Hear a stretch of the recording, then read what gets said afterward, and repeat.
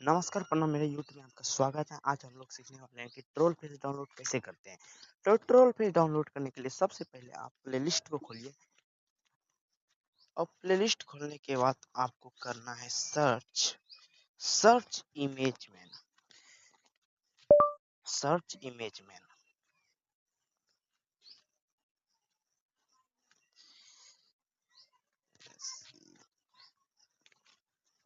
Search image man और ये वाला इंटरफेस को आपको डाउनलोड कर लेना है।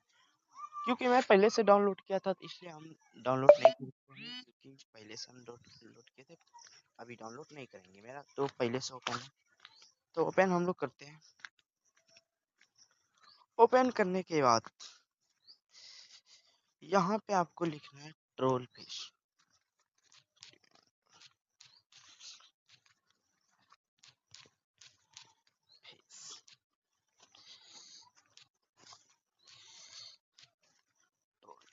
इस तरह का इंटरफेस आपको खुल के आ जाए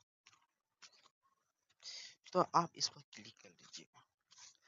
क्लिक करने के बाद आपको एक तीर के जैसे निशान होगा, उस पर आपको क्लिक कर देना है तो आपका डाउनलोड हो जाएगा। डाउनलोड होकर गैलरी में चल जाएगा।